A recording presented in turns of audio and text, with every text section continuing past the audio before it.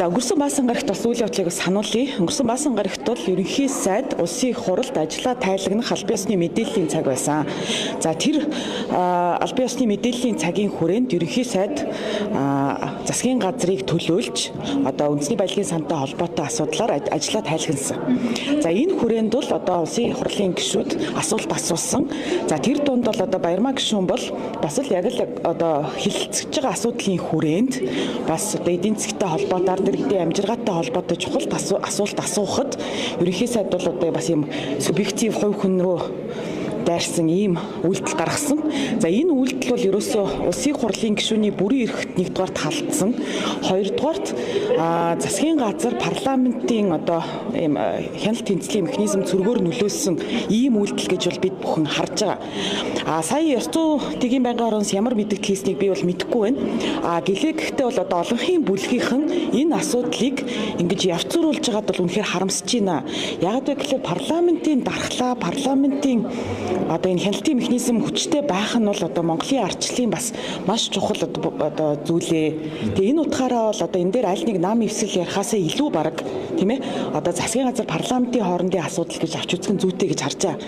Тэ эсбөгөөс одоо засгийн газрын гишүүд улсын хурлын танхимд орж ирээд тэгээд улсын хурлын гишүүд одоо өөрсдийнхөө бас иргэдийг төлөөлж байгаа бүрэн эрхийнхаа хүрээнд тодорхой асуултууд тавихад ингэж басамжлалд оромжилж байна гэдэг бол ерөнхийдөө энэ хяналт тэнцэл бүрэн алдагдсан байна гэдгийг л илэрхийлж байгаа. Тэр бид нар бол парламент талаас нь арах ёстой л гэж харж байна.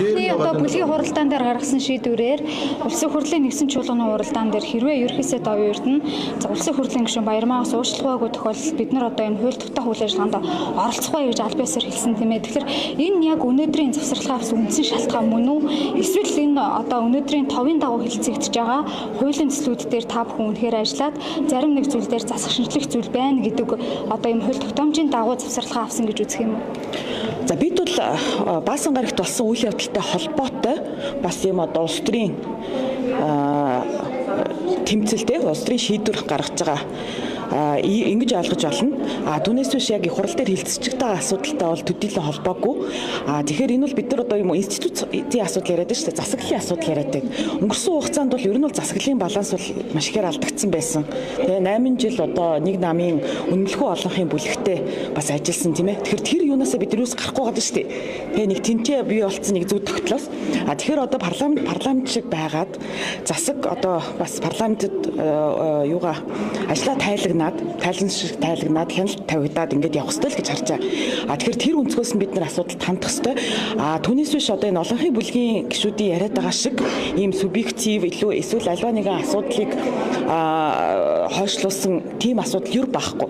Бид нар эхний ээлжинд ийм суур асуудлууд дээрээ яг ийм зарчмын байр суурьудаа бол хангах ёстой гэж харж байгаа.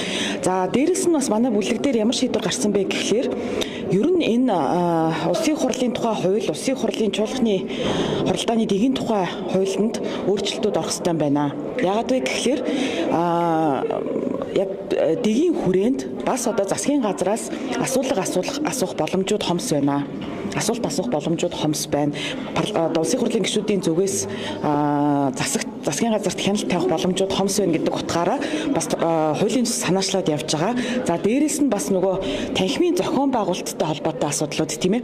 Одоо нөгөө гүйцэтгэх засаглалын тэргүүн нь их хурлын чуулганыхаа хойморт очиж суучдаг явдал бол одоо бас сонгодог парламенттай ийм тогтолцоонд бол зохимжгүй байна гэсэн тийм зүйлийг бол бас дэвшүүлж байгаа. Тэгэхээр ийм 3 бүлэг асуудлыг дэвшүүлсэн хуулийн төсөл бол бэлэн болсон.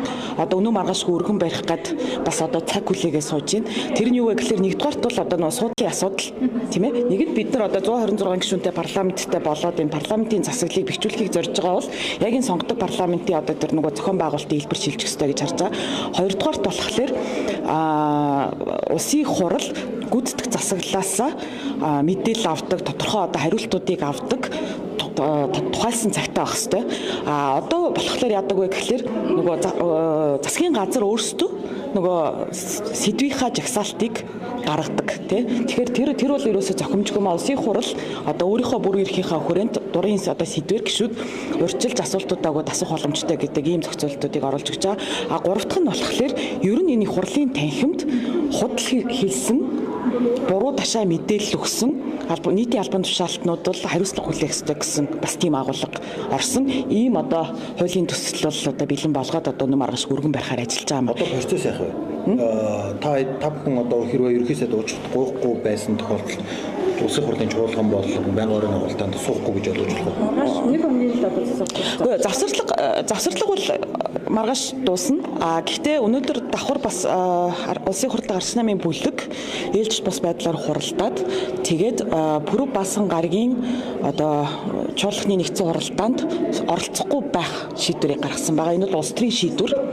Тэгэхээр одоо арч намаа сонгогдсон улсын хурлын гишүүд бол чуулганд оролцохгүй байх үүрэгтэй.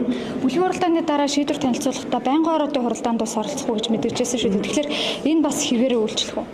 Тийм, ер нь бол одоо улсын хурлын бүхий л үйл ажиллагаа гэдэг утгаараа байнгын ороо бол улсын хурлын бүтцийн нэг хэсэг. Тийм.